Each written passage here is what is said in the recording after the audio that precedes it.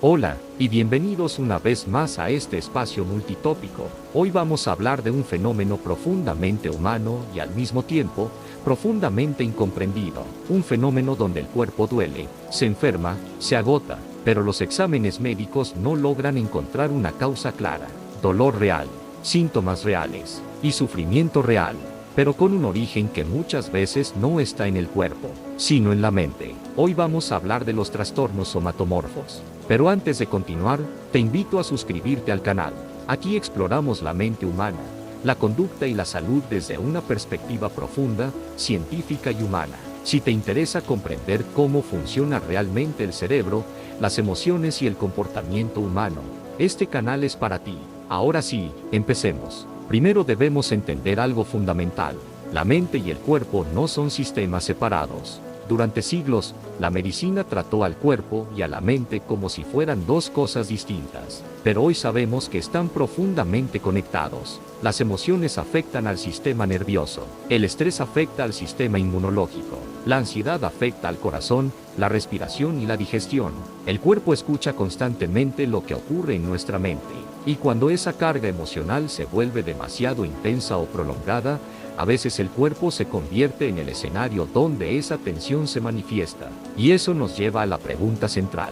¿Qué son los trastornos somatomorfos? Los trastornos somatomorfos son condiciones psicológicas en las que una persona experimenta síntomas físicos reales y persistentes que no pueden explicarse completamente por una enfermedad médica identificable. La persona puede sentir dolor, fatiga, problemas digestivos, dificultad para respirar, debilidad muscular, palpitaciones o una amplia variedad de molestias físicas, pero los estudios médicos muchas veces no encuentran una causa orgánica que explique la intensidad de esos síntomas. Esto no significa que la persona esté fingiendo. Los síntomas no son imaginarios ni inventados. La experiencia física es real. Lo que ocurre es que el origen del problema está en procesos psicológicos profundos que terminan expresándose a través del cuerpo. En psicología clínica moderna, estos trastornos suelen agruparse dentro de lo que hoy se conoce como trastornos de síntomas somáticos y trastornos relacionados. Ahora veamos algunas manifestaciones comunes de los trastornos somatomorfos. Preocupación excesiva por síntomas físicos, dolor persistente sin causa médica clara, interpretar sensaciones corporales normales como señales de enfermedad grave, visitas frecuentes a médicos en busca de diagnósticos, ansiedad intensa relacionada con la salud. En algunos casos, la persona puede estar convencida de que padece una enfermedad grave, incluso después de múltiples evaluaciones médicas normales. Ahora bien, surge una pregunta importante. ¿Por qué ocurren estos trastornos? Las causas del trastorno de síntomas somáticos no es clara, suelen ser complejas y multifactoriales. Uno de los factores más importantes es el estrés psicológico crónico. Cuando una persona vive bajo una presión emocional constante, conflictos personales, traumas, ansiedad prolongada o dificultades emocionales no resueltas, el sistema nervioso puede permanecer en un estado continuo de alerta. Esa activación constante puede producir síntomas físicos. Otro factor importante es la forma en que una persona aprende a interpretar las señales de su propio cuerpo. Algunas personas desarrollan una sensibilidad extrema a las sensaciones corporales. Pequeños cambios fisiológicos normales pueden interpretarse como señales de enfermedad grave. También pueden influir experiencias pasadas con enfermedades, aprendizaje familiar o incluso entornos donde el dolor físico era la única forma aceptada de expresar sufrimiento emocional. Cuando el especialista hace la evaluación correspondiente y no detecta patología alguna, el sujeto no es capaz de aceptar este diagnóstico como verdadero y continúa buscando nuevas opiniones. En otras palabras, el cuerpo se convierte en el lenguaje del malestar psicológico. A continuación se detallan los tipos principales de trastornos somatomorfos según las clasificaciones internacionales. 1. Trastorno de síntomas somáticos. Antes trastorno de somatización.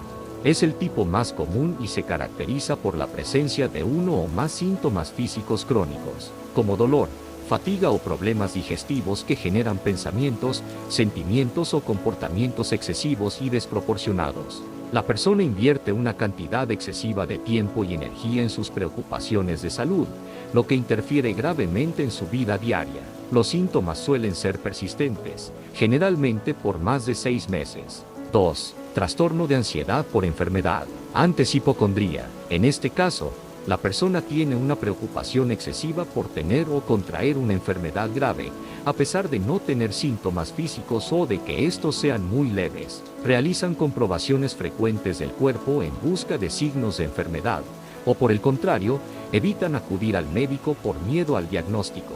3. Trastorno de conversión. Trastorno de síntomas neurológicos funcionales. Se manifiesta como la pérdida de una función corporal o alteraciones en el movimiento o los sentidos que sugieren un problema neurológico, pero sin causa física detectable. Los síntomas comunes son la parálisis de extremidades, ceguera repentina, sordera, afonía o convulsiones. Pseudocrisis. A menudo estos síntomas aparecen tras un evento traumático o una situación de gran estrés psicológico. 4. Trastorno de dolor somatomorfo. Consiste en la presencia de un dolor intenso y persistente en una o más partes del cuerpo que no se explica por un proceso fisiológico o trastorno físico. El dolor puede haber comenzado con una lesión real, pero persiste mucho tiempo después de que la zona ha sanado, alimentado por factores psicológicos. 5. Otros tipos específicos. Trastorno dismórfico corporal. En este síntoma hay una preocupación excesiva por un defecto imaginario o mínimo en la apariencia física que resulta imperceptible para los demás. Disfunción vegetativa somatomorfa. Los síntomas son referidos por el paciente como si se debieran a un trastorno físico de un sistema u órgano que está bajo control del sistema nervioso autónomo. Ejemplo: corazón y sistema gastrointestinal. Factores psicológicos que afectan otras afecciones médicas. Es la situación donde factores psicológicos o conductuales influyen negativamente en la evolución o el tratamiento de una enfermedad médica ya diagnosticada. Ahora veamos los síntomas. Aunque los síntomas pueden variar enormemente, las características del trastorno somatomorfo pueden ser las siguientes. Son sensaciones específicas, como dolor o dificultad para respirar, o síntomas más generales, como cansancio o debilidad, dolores corporales persistentes, fatiga constante, problemas gastrointestinales, mareos, dolor de cabeza frecuente, sensación de debilidad, palpitaciones o sensación de falta de aire. A menudo estos síntomas generan una gran preocupación, lo que aumenta aún más el estrés, y el ciclo continúa. Esto crea un círculo difícil de romper. La preocupación genera síntomas, y los síntomas generan más preocupación. No están relacionados con una causa médica identificable, o se relacionan con un trastorno médico. Son síntomas únicos, múltiples o variables. Son leves, moderados o graves. El dolor es el síntoma más frecuente, pero cualquiera sean los síntomas, existen pensamientos, sentimientos o comportamientos excesivos relacionados con tales síntomas, que pueden causar problemas importantes, tales como dificultar la funcionalidad o en ocasiones incapacitar. Estos pensamientos, sentimientos y comportamientos pueden tener las siguientes características: preocupación constante sobre posibles enfermedades, interpretación de sensaciones físicas normales como signos de enfermedades físicas graves, temor sobre la gravedad de los síntomas, aun sin que exista evidencia, pensamientos sobre la amenaza o daño que representan las sensaciones físicas, sensación de que la evaluación o el tratamiento médico no han sido adecuados, temor de que la actividad física pueda causar daños al cuerpo, revisión repetitiva del cuerpo en busca de anomalías, consultas frecuentes al médico que no eliminan las preocupaciones o que las empeoran, ausencia de respuesta al tratamiento médico o sensibilidad inusual a los efectos secundarios de los medicamentos. Ahora, ¿cuál es el tratamiento?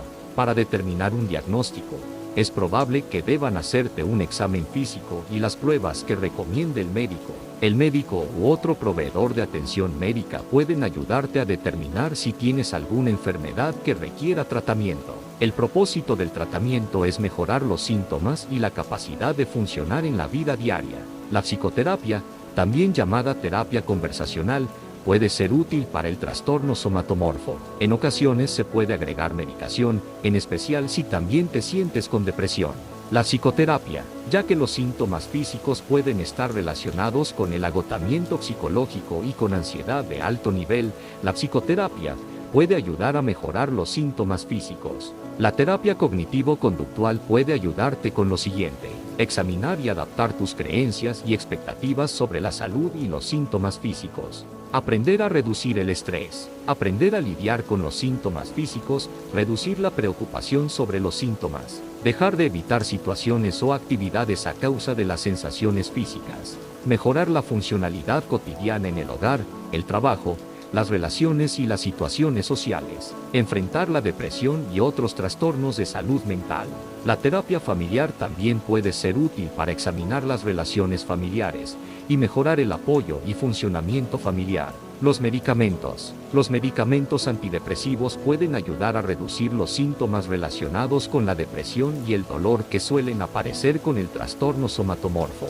Si un medicamento no funciona bien para ti, es posible que el médico recomiende cambiar a otro medicamento o combinar algunos medicamentos para aumentar la efectividad. Ten en cuenta que es posible que la mejoría en los síntomas se note recién después de varias semanas de haber iniciado el tratamiento con medicamentos. Durante mucho tiempo, las personas con trastornos somatomorfos fueron mal interpretadas. Algunos médicos pensaban que exageraban.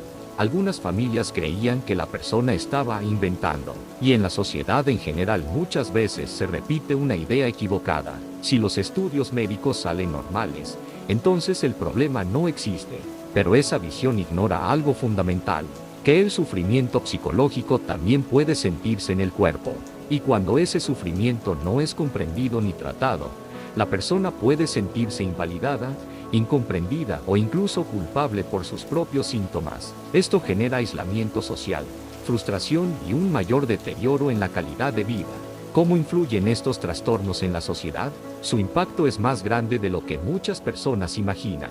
Generan un alto uso de servicios médicos, consultas repetidas, estudios y diagnósticos frecuentes. También afectan el rendimiento laboral, las relaciones personales y la estabilidad emocional de quienes los padecen. Además, revelan algo profundo sobre nuestra cultura, y es que todavía nos cuesta aceptar que las emociones pueden tener efectos físicos reales. ¿Qué tan comunes son los trastornos relacionados con síntomas somáticos? Son relativamente frecuentes. Se estima que una proporción significativa de consultas médicas en atención primaria involucra síntomas físicos, donde el estrés, la ansiedad o factores psicológicos juegan un papel importante. Muchas personas viven durante años con síntomas físicos persistentes sin saber que la raíz del problema puede estar en procesos emocionales o psicológicos. Ahora te dejo con una reflexión final. Hay algo profundamente incómodo en aceptar lo que acabamos de hablar, porque muchas veces buscamos respuestas en todas partes, menos dentro de nosotros mismos. Visitamos médicos, hacemos estudios, buscamos diagnósticos, queremos una explicación clara, concreta, visible, algo que pueda aparecer en una radiografía, algo que pueda verse en un análisis de sangre, algo que diga, aquí está el problema. Pero a veces el cuerpo duele, no porque esté roto, sino porque está cargando demasiado silencio emocional, emociones que no se dijeron, estrés que nunca se detuvo, ansiedad que se volvió permanente, y el cuerpo, tarde o temprano, pasa la factura. El problema es que vivimos en una cultura que acepta fácilmente el dolor físico, pero que todavía desconfía del dolor emocional. Si duele la espalda, es válido. Si duele la mente, muchas personas dicen que es exageración. Y entonces ocurre algo muy duro. Personas que realmente sufren terminan sintiéndose incomprendidas, cuestionadas o incluso culpables por sus propios síntomas. Pero el cuerpo no miente, el cuerpo no actúa, el cuerpo expresa lo que la mente ya no puede contener. A veces el verdadero tratamiento no empieza en una pastilla, empieza cuando alguien se atreve a hacerse una pregunta incómoda. ¿Qué está pasando realmente dentro de mí? Porque ignorar lo que sentimos no elimina el problema, solo cambia el lugar donde ese problema aparece. Y muchas veces, ese lugar termina siendo el propio cuerpo. Pero hay algo profundamente humano en todo esto. Durante mucho tiempo hemos intentado separar la mente del cuerpo, como si las emociones fueran una cosa, y la biología otra completamente distinta. Pero la realidad es mucho más compleja, y también mucho más hermosa. El ser humano no está dividido. Somos un sistema profundamente conectado. Lo que pensamos afecta lo que sentimos, y lo que sentimos afecta a nuestro cuerpo. Y lo que ocurre en nuestro cuerpo también influye en nuestra mente. Todo está interconectado. Por eso, cuando una persona vive con síntomas físicos persistentes que nadie logra explicar completamente, no significa que su sufrimiento sea menor. Al contrario, significa que el cuerpo está intentando comunicar algo que tal vez la mente aún no ha podido expresar con claridad. A veces el cuerpo habla cuando las palabras no aparecen, cuando el estrés se vuelve demasiado grande, cuando las emociones se acumulan, cuando el cansancio emocional se prolonga durante demasiado tiempo. El cuerpo empieza a enviar señales, no para castigarnos, sino para llamar nuestra atención. Tal vez una de las formas más profundas de autocuidado no sea simplemente ignorar el dolor y seguir adelante. Tal vez sea detenerse y preguntarse, ¿qué necesita realmente nuestra mente, nuestras emociones y nuestra vida? Porque cuidar la salud mental no es solo evitar el sufrimiento psicológico, también es proteger el equilibrio del cuerpo. Y entender esto cambia algo fundamental. Nos recuerda que no estamos hechos de partes separadas. Somos mente, emoción y cuerpo funcionando como una sola unidad. Y cuando aprendemos a cuidar esa unidad con más conciencia, más comprensión y más compasión hacia nosotros mismos, algo muy importante empieza a cambiar, no solo en la mente, también en el cuerpo. Gracias por acompañarme en este video. Si este contenido te ayudó a comprender mejor cómo funciona la conexión entre mente y cuerpo, te invito a suscribirte al canal. Aquí seguimos explorando la psicología, la salud mental y el comportamiento humano con profundidad y claridad. Nos vemos en el próximo episodio.